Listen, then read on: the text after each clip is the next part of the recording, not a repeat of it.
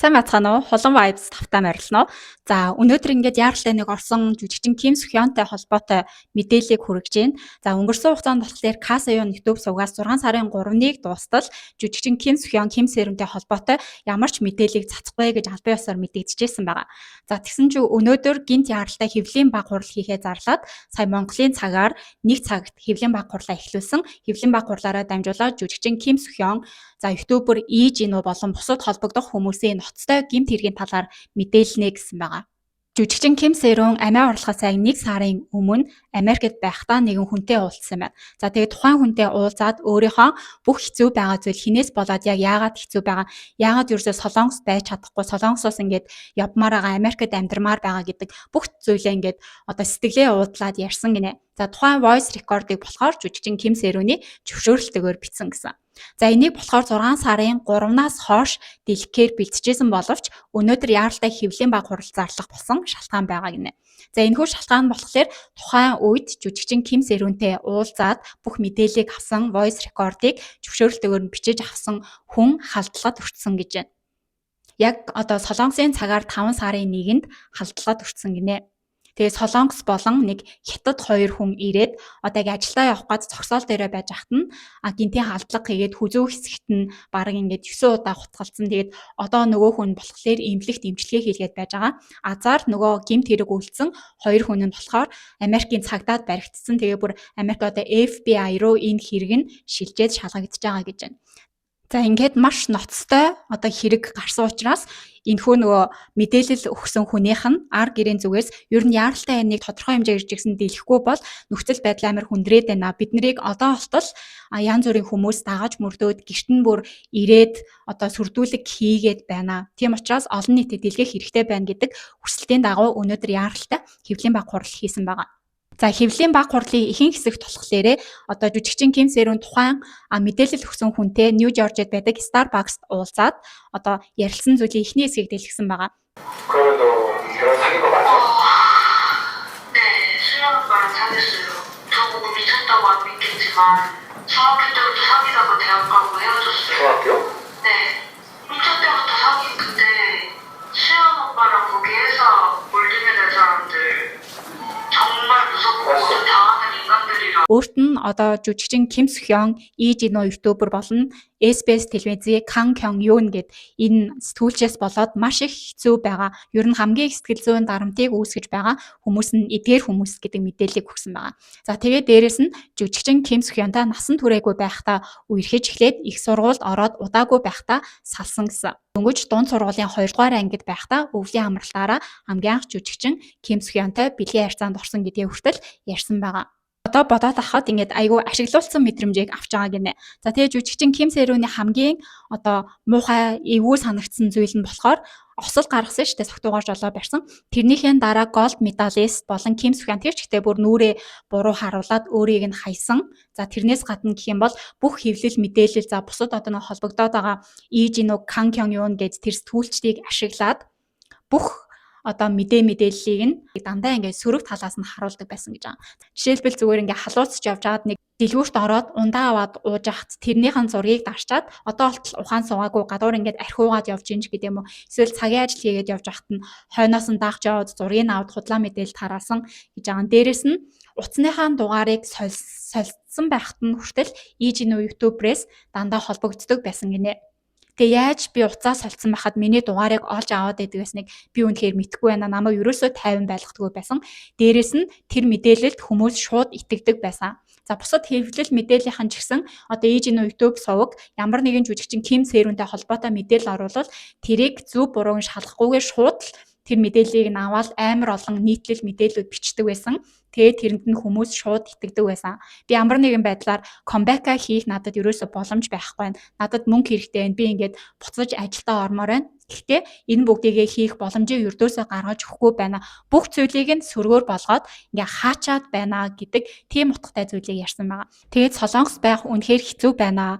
Одоо бүр ингээд үхмээр санагдаж байна. Би л ер нь байхгүй болчихвол болох юм шиг байна гэдэг тэгж хүртэл ярьж байсан. За тэгээд нөгөө сонсч байсан хүн болохоор битгий ийм зүйл яриад дээ. Чи одоо Ким Сөхён ээж инөө гэдэг тэр хүмүүсээс болоод өхөн гэдэг чи үнэхээр хайрын зүйл бидтэй гэсэн иймэрхүү харилцаа яриа өнгөрч ирсэн.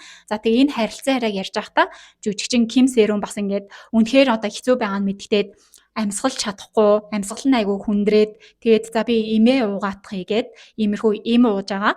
Тэр одоо ярьж байгаа процессууд нь бол бичигдсэн байгаа. 뭐라도 일단 진심으로 시작하려고 하는데 근데 그걸 하려면 유튜브나 기사에서 이상하게 만드니까 괜찮은 거야? 천천히 얘기해, 천천히 숨 쉬어, 천천히. 아니야, 강만하지 말고 그냥 숨 마셔. 밖에 나가고 싶은 거는 말하고. За энэ мэтчлэн цаг 30 минутын турш жүжигчин Ким Сэрүүнтэй ярьсан voice record-ыг хадгалж байгаа гэсэн байгаа.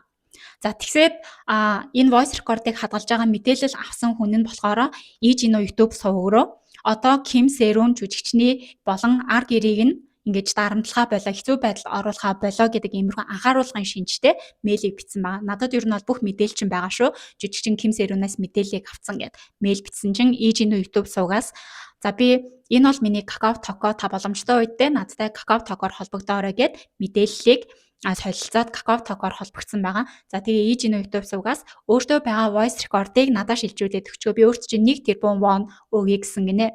За тэгээ энийг болохоор тухайн хүн одоо мэдээлэл өгсөн хүн маань татгалцсан байгаа. За тэгсэн чинь нөгөө зөвхөн KakaoTalk ID-гаа солилцоод холбоо ярьж исэн чинь сүүл рүүгээ утас руу залгаж эхэлсэн гинэ. Утас руу залгаад ингээд одоо ятгалгын шинж чанартай байхаа юм хийгээд байсан. Гэхдээ үгүй гэдэг хариултыг өгсөөр байсан. За тэгсэн чинь тэрний дараагаар маш олон хүмүүс тухайн мэдээлэл өгсөн хүний утасны дугаарыг олоод авцсан хойноос нь дандаа ингэж залгасан гинэ. Мэдээлэл voice record-оо надад өгчих бид нар чамд мөнгө өгье гэд. За энэ дунд мэдээж жүжигчин Ким Сөхёны агентлагийн gold medalist-аас залгасан 4 тэрбум won-ыг санал болгосон. За тэгээ дээрэс нь одоо бусад сэтгүүлч нар энэ тентхийн YouTube руу хүртэл холбогдсон гэж байгаа. За тэдгээр YouTube руу болон бусад холбогдсон хүмүүс дандаа ээж инөө болон Ким Сөхён хоёртой холбоотой нөгөө дотных нь хүмүүс байсан. Ингээд янз бүрийн байдлаар мөнгө амлаад нөгөө voice record-ыг нь авч чадахгүйсэн болохоор сүүл рүүгээ энэ хүнийг болохоор сүрдүүлж эхэлсэн байгаа. Хамгийн эхлээд охиноор нь далимдуулаад сүрдүүлж эхэлсэн. Хаа байсан Солонгост байдаг хүн тэр Америкт байгаа хүний охин дээр 45 сая won-ы нэхэмжлэх үүсгэсэн шүүхэд өгнө гэд явж исэн гэж байгаа. За тэгснээ нэг танихгүй дугаараас залгаад өөрт чинь байгаа voice record-ыг авах хэрэгтэй байна. Манай хэсэг хүмүүс Америкт очсон байгаа болохоор тэр voice record-оо өгөө. Тэгээд ер нь хэдэн төгрөг хүсэж байгаа, хэрэг хэмжээний мөнгө хүсэж байгаа, тэрийг чинь ямар ч асуудалгүй өгөх болно гэд. Тэгээд нууцлсан дугаараас өөрлөө залгасан гэж байгаа. Тэгэд өөрөөгөө болохоор одоо Ким Сөхёнтой ч холбоогүй, ээж инуутай ч холбоогүй. Гэхдээ voice record-ыг нь авах хэрэгтэй байна гэдэг иймэрхүү байдлаар одоо сүрдүүлгийн мессежүүд тэгээд ийм сүрдүүлсэн байдлаагаар залгаад байгаа. Тэгснээ би өөрлөв чин байнга залгах болноо. Маргааш ч гэсэн дахиад залгая, сайн бодож үзээрэй гэх жишээний одоо voice record-ууд ингээ бүгд хадгалагдаад үлдсэн байгаа. Утас болон чат мессежээр ингэж сүрдүүлж байгаа сүүл рүүгээ энэ хүнийг одоо амь насанд нь халдах оролдлогыг хийсэн гэж үзээд байгаа. За яасан бэ гэхээр энэ хүн одоо Америкийн цагаар 4 сарын 30-ны өдөр ажилдаа явж агаад халдлагад өртсөн гэсэн шүү дээ. Тэрнээс нь 5 хоногийн өмнө энэ хүн рүү халтсан 2 хүн Америкт нэвтэрсэн байгаа. Тэгээд одоо 4 сарын 30-нд энэ хүн рүү дайрсан гэж байгаа. Яг алах зорилготойгоор. Гэхдээ нөгөө хүн одоо тэмцэж агаад тэр хутга мутгыг нь гараараа барьж тэмцэж агаад ямар амьд үлдсэн. Одоо болохоор эмчилгээтэй одоо эмнэлэгт байгаа гэсэн. Тэгээд азар нөгөө 2 хүн нь баригдаад шалгагдаад явж байгаа. Мэдээлэгч болохоор хүнд гэмтэлтэйгээр эмнэлэгт эмчилгээ хийгээд байж байгаа. Тэгээ бүх эмчилгээ юмнууд нь дуусаад тэгээд одоо цагдаа руу шилжсэн байгаа энэ хэрэгүүдэн шалгагдаад дуусах юм бол Солонгост ирээд бүх мэдээлэл өөрсдөө байгаа нотлох баримт бүх мэдээллүүдийг цацаад ингээд албан ёсоор мэдээллийг өгнө гэдгийг бол хэлсэн байгаа. За тэгээд дээрэс нь одоо 6 сарын 3-наас хойш KSAY YouTube суваг за энэ дээр байгаа voice record дээр байгаа бүх мэдээллүүдийг цацна. Ямар хүмүүс холбоотой байгаа, ямар хүмүүс энэ хүн рүү холбогдож сүрдүүлсэн, мөнгө амлсан гэх мэт бүх мэдээллүүд, бүх voice record-уудыг бол цацна гэдгийг хэлсэн байгаа. Энэ мэдээллийг өгж байгаа voice record-ыг одоо хадгалж байгаа хүн нь жүжигчин Ким Сэрүүнтэй ямар холбоотой юм бэ гэхээр 10 гаруй жилийн өмнөөс ерөнхийдөө танилцсан гэсэн. Ер нь нэг холбоогүй байдаг байж агаад 2024 оны 11 сард Нью-Жоржиод байрлах нэг солонгочуудын бас их ордог тийм баарнд санаандгүй байдлаар буцаад ингээд таарсан гинэ. Тэрнийхэн дараа ер нь нөхцөл байдал юмнуудаа ярилцаад тодорхой хэмжээгээр бас энэ хүнээс тусламж хүсээд тэгээд ингэж ярилцсан. Тэгээд тэр voice record-ыг нь хадгалж байгаа хүн гэсэн. Эхний ээлжинд Касаяноос иймэрхүү байдлаар богино хэмжээний voice record-уудыг болон холбогдож болшгүй хүмүүсийн нэрүүдийг болон зарим voice record-уудыг бол цацсан байгаа. За тэгээ Хэвлэлийн баг хурлын төгсгөл хэсэгт болохоор Пужисог өмгөөлөгч жүжигчин Ким Сөхёныг одоо насан туршаагүй хүүхэдтэй холбоотой тэр хуулийн дагуу шүүхэд өгөх болсон гэдгээ бол хэлсэн. За тэгээ дээрэс нь IG YouTube сувг одоо болтол тэр хүмүүсийн нэр хүндэд халтсан гэдэг одоо хэрэгээр шүүхийн асуудалтай явж байгаа нь хിവэрээ шүү. Тэгсэн хэдий ч энэ мэдээллүүдээ ер нь бол ингээ худлаа мэдүүлээд оруулаад байгаа гэдэг мэдээлэл өгсөн. Дээрэс нь одоо энэ Америкт байгаа энэ мэдээлэгч хүн рүү халтсан Солонгос нэг иргэнийг нь Солонгосын хуулийн дагуу шалгуулах шүүх талаар дахиад гомдол гаргаад шүүхэд бол гомдол гаргацсан байгаа гэсэн. Дээрэс нь гэх юм бол Ким Сэрүн жүжигчний одоо нөгөө имо гэд нэг нагц ихч байгаа шүү дээ. Тэрийг нь бас айгүйх ингээд стокинг хийгээд байна гинэ. Орой үзэж байт юм энэ тэндээс байнга явж байгааг нь ажиглаад машинтай хүмүүс гэрийнх нь ойролцоо ирсэн.